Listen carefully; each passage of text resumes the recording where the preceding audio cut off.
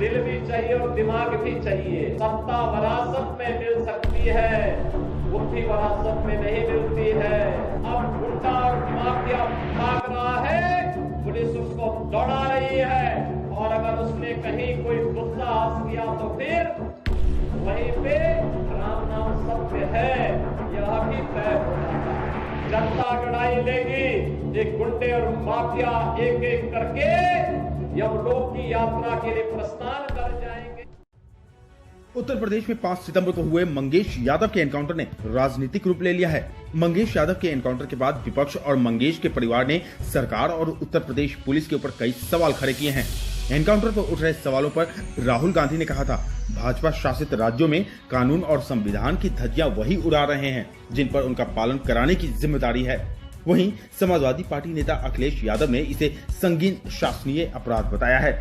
विपक्षी पार्टियों के नेताओं की ओर से आ रही लगातार टिप्पणियों के जवाब में उत्तर प्रदेश के मुख्यमंत्री सीएम योगी आदित्यनाथ ने विपक्ष पर निशाना साधा। अंबेडकर नगर में सीएम योगी ने पुलिस एनकाउंटर पर कहा कि डकैत के मारे जाने पर सपा को दर्द हो रहा है। सरकार चलाने के लिए जज्बा चाहिए, सत्ता विरासत में मिल सकती है लेकिन बुद्धि नहीं। मंगेश यादव के एनकाउंटर में मारे जाने पर समाजवादी पार्टी के ऐतराज पर योगी आदित्यनाथ ने कहा कि वो डकैत था और हथियार लेकर गहने लूटने गया था। वो किसी ग्राहक या दुकानदार को मार सकता था। मरने वाला दलित हो सकता था या पिछड़ा भी हो सकता था। योगी आदित्यनाथ ने आगे कहा, 2017 के पहले पुलिस को गुंडा और माफिया डराते थे, अब वे सब पुलिस के डर से भाग रहे हैं। उन्होंने कहा कि यूपी से गुंडे माफिया भाग रहे हैं। योगी आदित्यनाथ ने कहा कि उत्तर प्रदेश से माफिया राज खत्म हो रहा है। पहले प्रयागराज, प्रतापगढ़ जैसे इलाकों में गुंडों और माफिया का राज चलता था। बहन बेटियों की इज्जत खतरे में थी, लेकिन अब सब खत्म हो गए हैं। जो बचे रह गए हैं वे अंतिम यात्रा की तैयारी कर रहे होंगे। यूपी अब माफिया मुक्त हो गया है। उन्होंने आगे ये भी कहा कि समाजवादी पार्टी में जो जितना बड़ा गुंडा था उसे उतना बड़ा ओहदा मिलता था। हमारे एक प्रमुख कार्यकर्ता की हत्या यहाँ होती है और कोई सुनवाई नहीं होती, कोई सुनवाई नहीं हो रही थी। तब भी मुझे आंदोलन करने के लिए अंबेडकर नगर जनपद में आना पड़ा था। तब भी हम लोगों ने आंदोलन किया था माफिया के खिलाफ और समाजवादी पार्टी की सरकार की अराजकता के खिलाफ।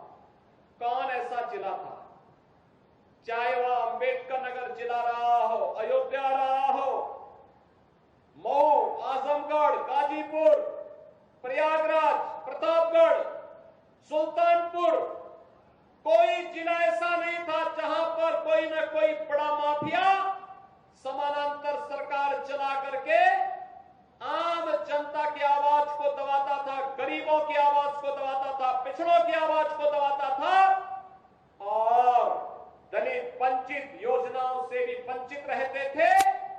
और सरकारें अपनी मौज मस्ती करती थी, उनको इससे कोई मतलब नहीं था। उनकी सरकार रहनी चाहिए, बाकी जाए भाड़ में, यही करते थे वे लोग।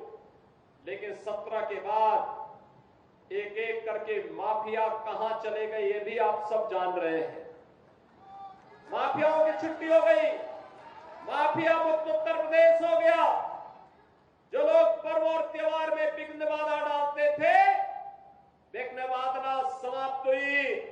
अब पर्व और त्योहार शांतिपूर्ण तरीके से मनाए जा रहे हैं।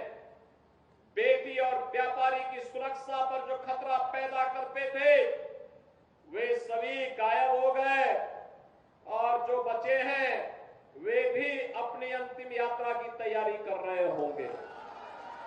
बहनों और भाइयों, मैं तो केवल आपसे कहने के लिए आया हूं, मैं केवल आपसे कहने के लिए आया हूं कि रात जलती हुई बेटी के साथ किस प्रकार का व्यवहार होता था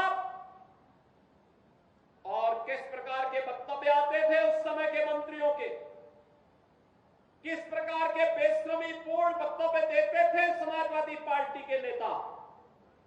बहनों और भाइयों, ये किसी से छुपा हुआ नहीं है और इसीलिए मैं आज आपसे कहने के लिए आया हूं, एक बेटी तो सबकी बेटी होती है।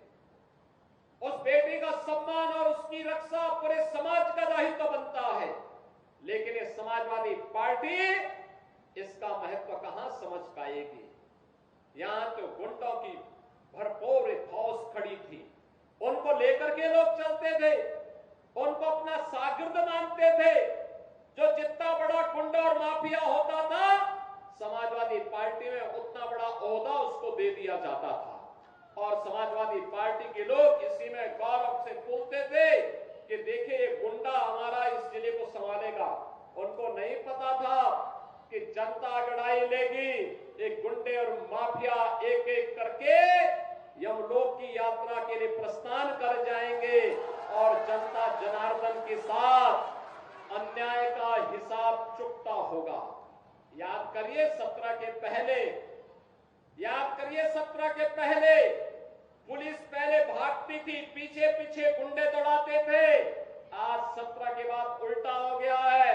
अब गुंडा और माफिया भाग रहा है, पुलिस उसको दौड़ा रही है। और अगर उसने कहीं कोई दुस्साहस किया तो फिर वहीं पे राम नाम सत्य है, यह भी तय हो जाता है।